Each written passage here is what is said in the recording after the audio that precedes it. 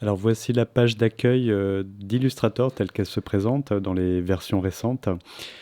Alors cette page d'accueil vous donne accès d'une part à des formats prédéfinis. Ici, vous voyez, vous allez trouver des formats type format iPhone, des formats A4.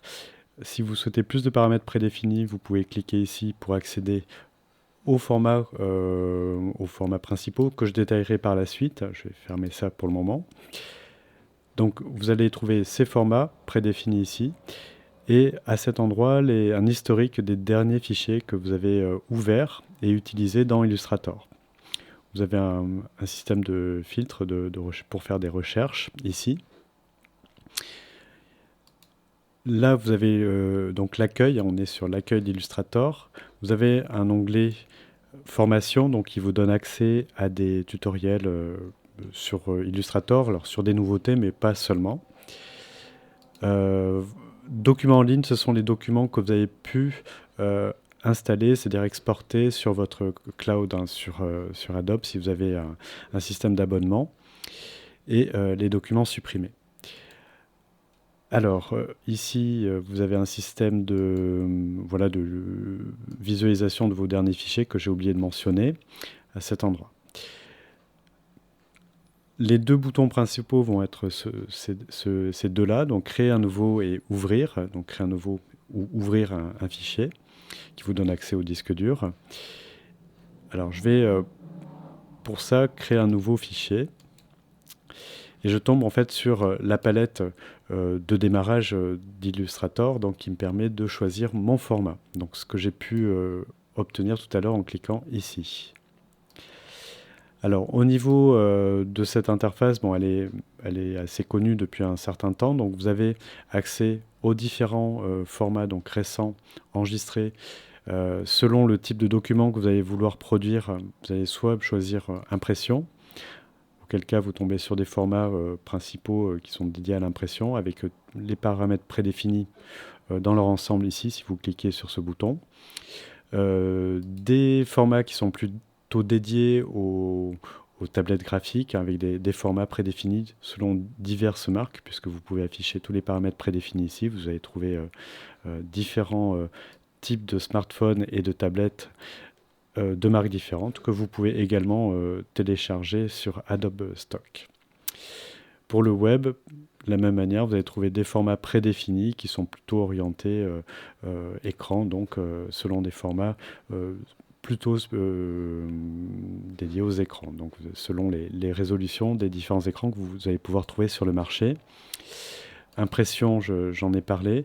Film et vidéo, vous allez plutôt utiliser ça si vous travaillez sur des applications comme Premiere ou After Effects, notamment sur After Effects, si vous préparez des compositions à animer pour After Effects. Vous allez pouvoir choisir là aussi parmi des formats standards, des formats vidéo standards dans cette liste-là. Alors je reviens sur impression.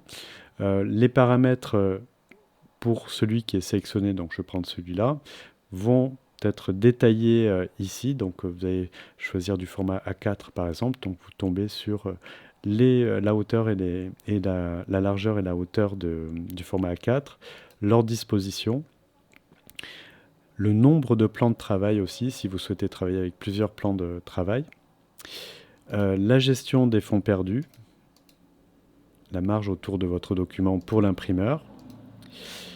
Comme vous avez choisi du format A4 et que vous êtes dans la rubrique impression, naturellement, on vous envoie vers les couleurs CMJN, donc votre document est de fait en CMJN.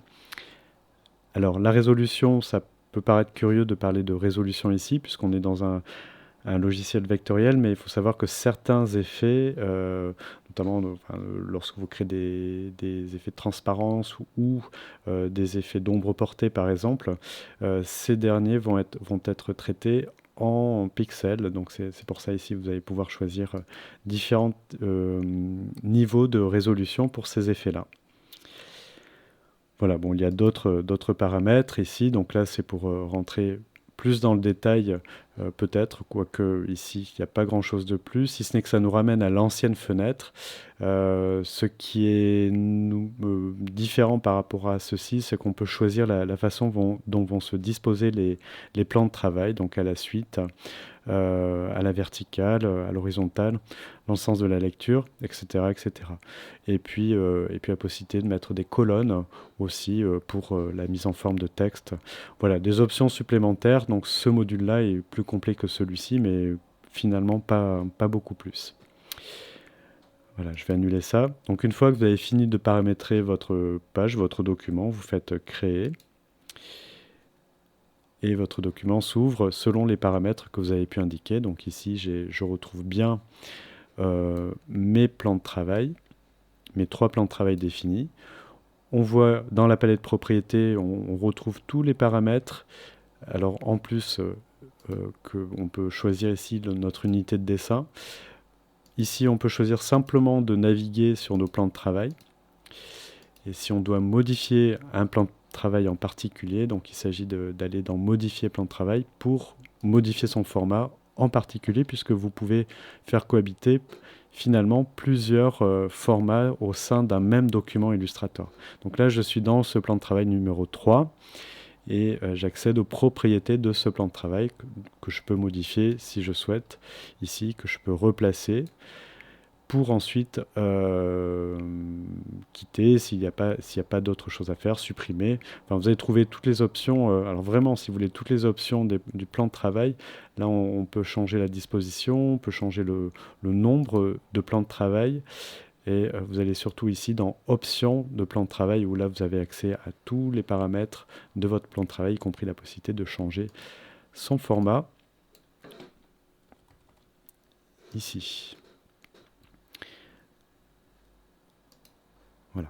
Donc, comme je vous disais, vous pouvez faire cohabiter plusieurs formats de documents au sein même, plusieurs plans de travail au sein même d'un document Illustrator.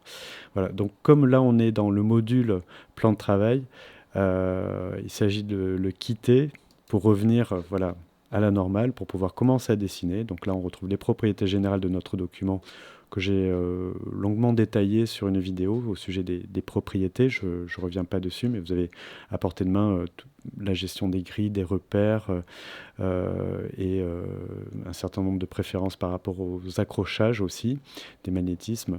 Donc tout ça est présent là.